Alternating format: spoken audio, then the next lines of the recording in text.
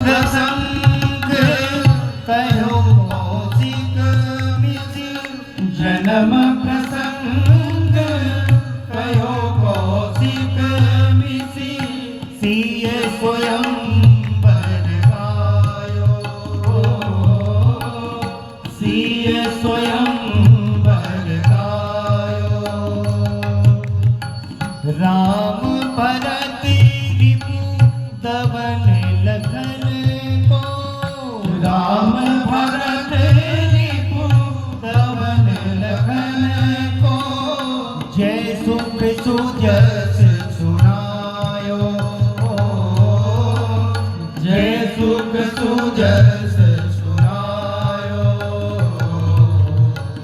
अवध राज आगमी प्यारो अवध राज आगमी प्यारो अवध राज आगमी प्यारो कर तल निरख कहत सब गुण कर तल निरख कहत सब गुण गण कहु तन परिचय पायो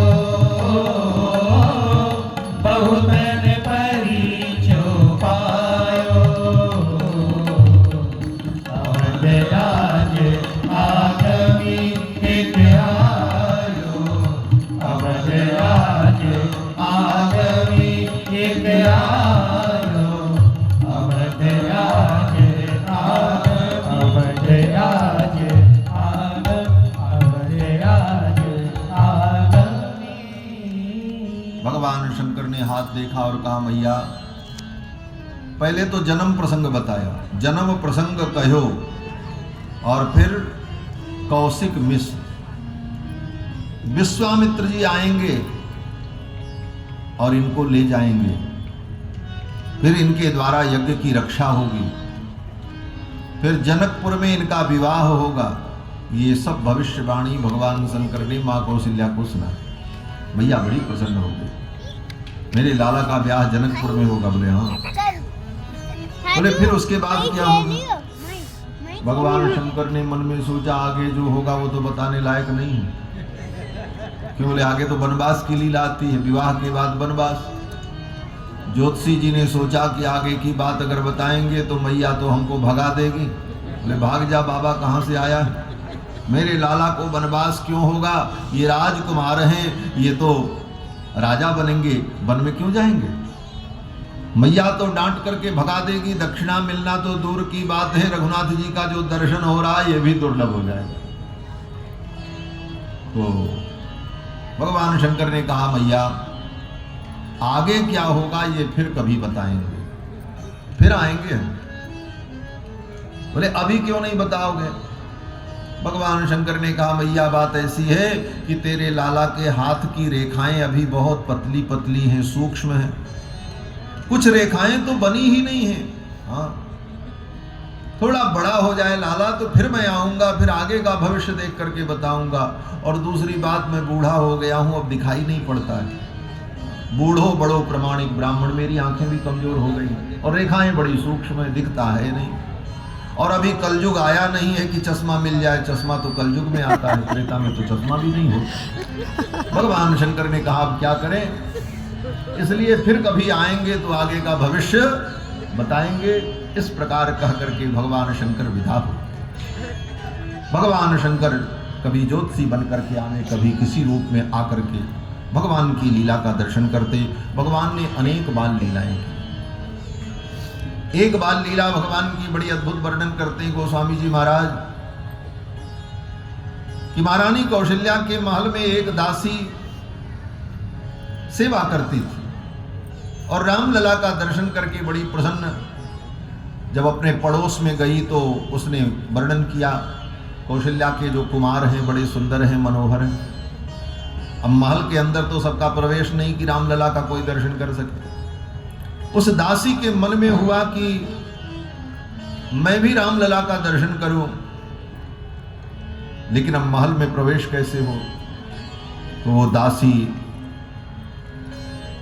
चल पड़ी बोले आज कैसे भी मैं रामलला का दर्शन करूंगी।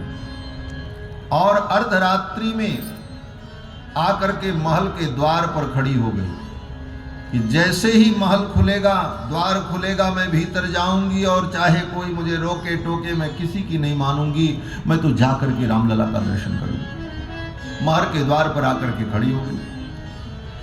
किसी दासी को, सामान्य व्यक्ति को महल के अंदर प्रवेश कहाँ मिलेगा।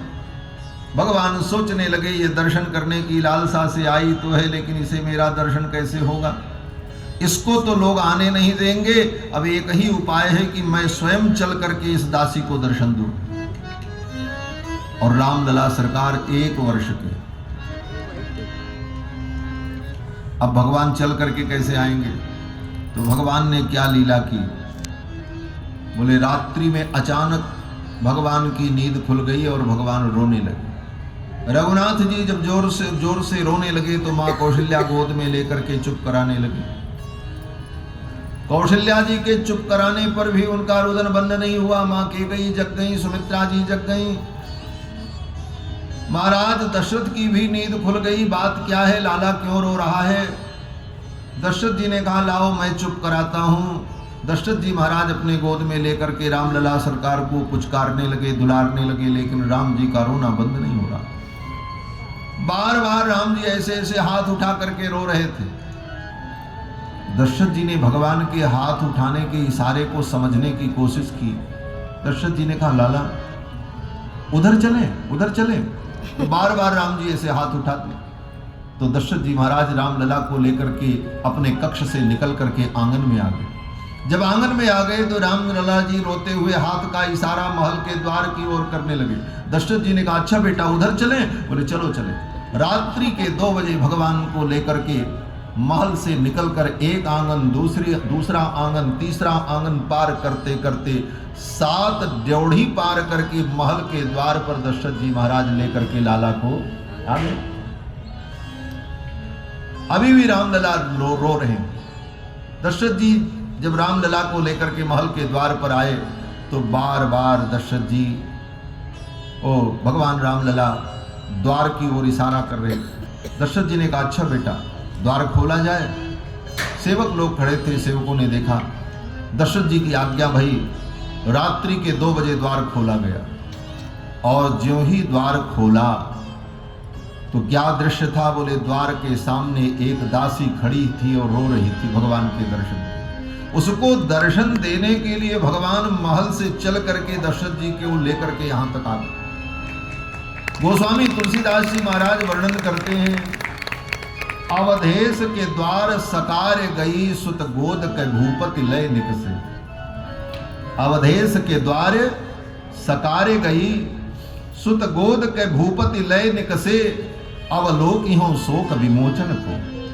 इस आशा से गई थी कि आज रघुनाथ जी का मुझे दर्शन होगा। और तब तक दशरथ जी महाराज उधर से रामलला को लेकर के आ गए। जब लेकर के आए अब तो वो दासी भगवान का दर्शन करके प्रसन्न हो गई और भगवान भी किलकारी मार करके हंसने लगे। भगवान का रोना बंद हो गया। उस दासी को देख करके भगवान जब हंसने लगे तो दशरथ जी महाराज बड़े प्रसन्न हुए। दशरथ जी ने कहा देवी तुम कौन हो। उस दासी ने अपना परिचय दिया। दशरथ जी ने कहा मैं तुम्हारे ऊपर प्रसन्न हूं, तुम्हें देख करके मेरा लाला प्रसन्न हो गया, हंसने लगा। इस खुशी में मांगो क्या चाहती हो, जो मांगो मैं देने को तैयार हूं। दशरथ जी महाराज तो परम उदार, तुमने मेरे बेटे को खुश कर दिया, आनंदित कर दिया, जो मांगो मैं तुम्हें दूंगा। तो दासी बड़ी बुद्धिमान थी, चाहती तो मांग लेती महाराज सोने का हार दे दो, स्वर्ण मुद्राएं दे दो, घर मकान दे दो, गांव दे दो। दशरथ जी दे देते। दशरथ जी की उदारता में कोई कमी नहीं थी, लेकिन वो बड़ी बुद्धिमान थी। उस दासी ने सोचा आज मौका बहुत अच्छा है, जिनके दर्शन के लिए मैं अर्धरात्रि में चल करके द्वार पर आई और जिनके दर्शन के लिए लालायित थी उनका दर्शन हुआ। और ये दर्शन बार बार मिले, इसका उपाय क्या है। बोले इसका उपाय यही है कि महल के अंदर मुझे भी कोई सेवा मिल जाए तो मैं नित्य इनका दर्शन करती हूँ। दासी ने सोना चांदी हीरे जवाहरात नहीं मांगे, दासी ने तो यही कहा, महाराज आपके महल में कोई टहल हमको मिल जाए, कोई सेवा मिल जाए, यही मेरी आकांक्षा है। रामदास की आस